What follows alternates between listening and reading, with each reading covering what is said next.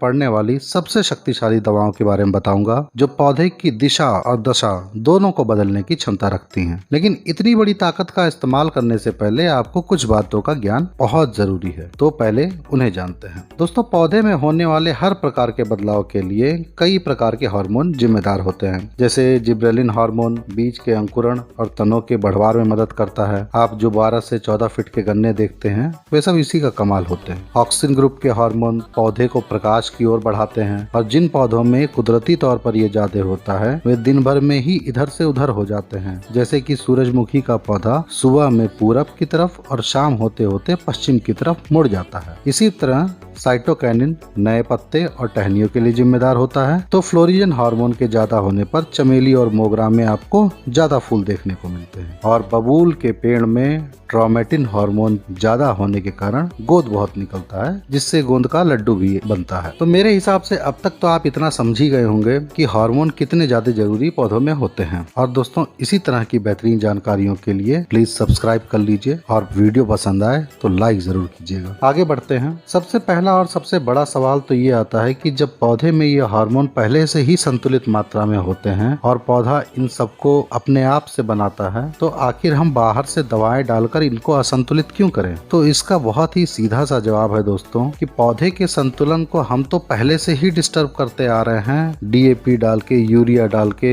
MOP डाल के, बाकी सारी रासायनिक खादें डाल के हम पौधे के सिस्टम में छेड़छाड़ पहले से ही करते हैं। बस हमें पता नहीं है कि हम उसमें छेड़छाड़ कर रहे हैं। और इन्हीं छेड़छाड़ के कारण कई सारे ऐसे बदलाव पौधे में आ जाते हैं या कई सारी चीजें ऐसी हो जाती हैं जिनको कंट्रोल करने के लिए हमको इन दवाओं का इस्तेमाल करना पड़ता है। ये आपको थोड़ा सुनने में कड़वा लग सकता है, लेकिन सच तो यही है। अब मार्केट में यह हार्मोन कई नामों से आते हैं। जैसे टॉनिक के नाम से कुछ कंपनियां कुछ हार्मोन्स को मिक्स करके आपस में निकालती हैं, जैसे जिसमें वेजिटेटिव ऑयल और इन सब चीजों का मिक्सचर रहता है। फिर प्लांट ग्रोथ प्रोमोटर होते हैं, पीजीआर यानी प्लांट ग्रोथ रिटार्डेंट होते हैं, और पीजीआई यानी प्लांट ग्रोथ इनहिबिटर भी होते हैं। टॉनिक मतलब तो आप सब जानते ही हैं। अब पीजी का मतलब होता है कि प्लांट ग्रोथ यानी पौधे की बढ़वार, प्रोमोटर का मतलब बढ़ाने वाला, रिटार्डेंट का मतलब उसको धीमा करने वाला, और इनहिबिटर का मतलब होता है उसको रोकने वाला। यानी पौधे में जो हार्मोन होते हैं उनको मेनली 3 ही कैटेगरी में बांटा गया है। पहला, जो पौधे के बढ़वार को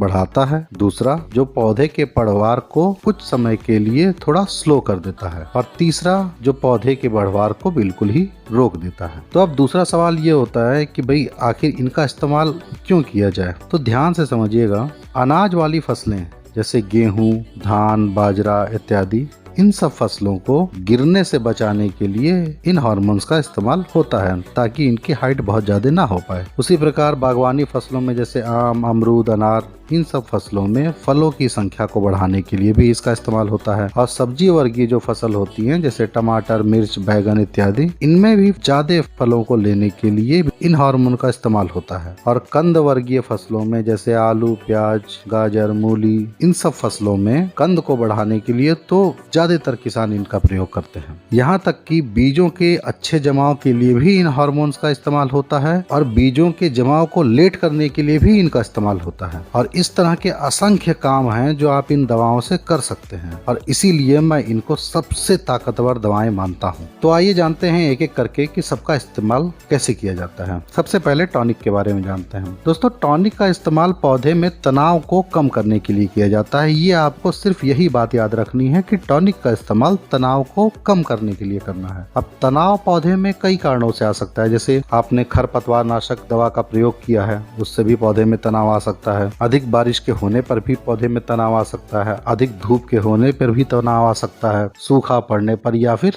अत्यधिक ठंड होने पर भी पौधे में तनाव आ सकता है। इन सारी स्थितियों में आपको टॉनिक का इस्तेमाल करना चाहिए, क्योंकि अगर पौधा ज्यादा देर तक तनाव में है तो उस पर कीड़ों की समस्या और बीमारियों का प्रकोप काफी बढ़ जाता है। तो सीधी बात है कि पौधे में तनाव आपने देखा तो टॉनिक इस्तेमाल कर लीजिए। अब मुझे तो सबसे अच्छा टॉनिक जैविक वाला जो मैं अपने घर पे बनाता हूँ वही लगता है, है, जैसे जीवामृत हुआ, घन जीवामृत है, वर्मी वॉश हुआ, वेस्ट डिकम्पोजर, राइजोबियम के कल्चर्स, ये सब मैं इस्तेमाल करता हूँ एक टॉनिक के तौर पर। दूसरा है पीजीपी यानी बढ़वार को बढ़ाने वाले प्रोमोटर। इनका इस्तेमाल हमें फसलों में वेजिटेटिव ग्रोथ के कम होने पर यानी वनस्पतिक वृद्धि पौधों में कम है तो इसका इस्तेमाल करना चाहिए। आसान भाषा में समझें तो अगर आपके फसलों में नई पत्तियां बहुत ही कम निकल रही हैं, तनों की बढ़वार कम है, गांठों के बीच का हिस्सा नहीं बढ़ रहा है तो प्लांट ग्रोथ प्रमोटर का इस्तेमाल करना चाहिए। अब इसमें दोस्तों अलग अलग फसलों के हिसाब से और हर फसल में भी अलग अलग अवधि में अलग अलग हार्मोन इस्तेमाल होता है। वैसे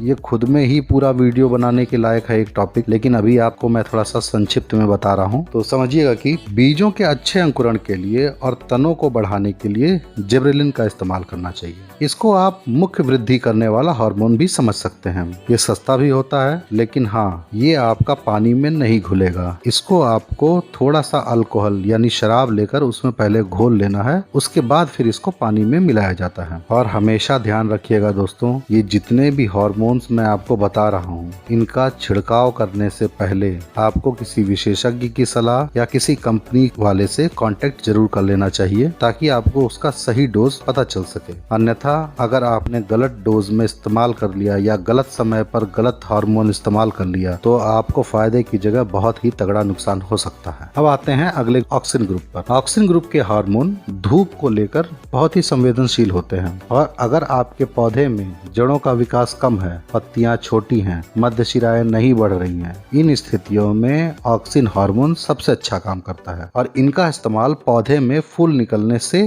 पहले कर लेना चाहिए, तब परिणाम अच्छा मिलता है। अब ये कई प्रकार के केमिकल में आते हैं, जैसे IAA, 4CL, IAA, PAA, IAOX, IAN, IPYA, IAALD, बहुत सारे आते हैं। लेकिन आप एक सिंपल किसान हैं जिसको मैं खेती के बारे में समझाना चाहता हूं, तो आपको इतना ही याद रखना है कि दुकानदार से ऑक्सिन ग्रुप का हार्मोन मांगना है, वो समझ जाएगा। अगला है साइटोकाइनिन। दोस्तों अगर आपके पौधे में झाड़ीनुमा वृद्धि यानी कल्ले कम है, शाखाएं कम है, पौधा सीधे लंबा ज्यादा हो रहा है, इन सब स्थितियों में साइटोकाइनिन का इस्तेमाल करना चाहिए। इसके नाम का ही मतलब होता है कोशिका विभाजन, मतलब ये एक कोशिका से दो कोशिकाएं बनाता है। ये पौधे में जड़ों में बनता है और मुख्य तने से पूरे पौधे में फैलता है। और अगर आपकी जड़ें कमजोर हैं और ये पौधा नहीं बना पाता सही मात्रा में, तो यही लगता है कि पौधे को कुपोषण हो गया है, दुबला पतला आपका पौधा दिखता है। अगर ये स्थितियां आपको दिखती हैं तो आपको साइटोकाइनिन का इस्तेमाल करना चाहिए। इसी प्रकार फ्लोरिजन हार्मोन का इस्तेमाल फूल आने में मदद करता है और ट्रामेटिन हार्मोन आपका घावों को भरने में मदद करता है। अब जानेंगे PGR के बारे में, यानी प्लांट ग्रोथ रिटार्ड। ये PGI यानी बढ़वार को रोकने वाले। इनका देखिए इस्तेमाल मुख्यतः कंद वर्गीय फसलों में किया जाता है और किसान आजकल इनका धड़ल्ले से बिना जाने इस्तेमाल भी कर रहे हैं और कई किसानों को इसका बहुत ही विपरीत परिणाम देखने को मिलता है। लेकिन इस हार्मोन का इस्तेमाल कई सारी फसलों में किया जा सकता है अगर आपको उचित समय और सही मात्रा पता हो तो। अब इसका इस्तेमाल आलू, प्याज, लहसुन जैसे फसलों में भंडारण के समय भी किया जाता है कि अगर आप उसको लंबे समय के लिए रखते हैं और आप नहीं चाहते कि उसमें जमाव हो, अंकुरण हो, वरना उसका मार्केट में रेट नहीं मिलता। अगर आलू आपने रखा है और उसमें अंकुरण हो गया या प्याज आपने रखा है उसमें अंकुरण हो गया तो मार्केट में अच्छा भाव नहीं मिलता है। तो किसान इन दवाओं का उस समय भी इस्तेमाल करते हैं कि जब वे चीजों का भंडारण करते हैं। अब इसमें कई तीव्रता वाली दवाएं आती हैं। कुछ दवाएं होती हैं जो छोटे समय के लिए बढ़वार को रोकती हैं, तो कुछ दवाएं ऐसी होती हैं जो बहुत ही लंबे समय तक बढ़वार के लिए रोकती हैं और कुछ दवाएं तो ऐसी होती हैं जो बढ़वार को एकदम ही रोक देती हैं, उसके बाद कोई बढ़वार ही नहीं होती है पौधे में। तो इनका भी इस्तेमाल बहुत ही ध्यान से करना चाहिए।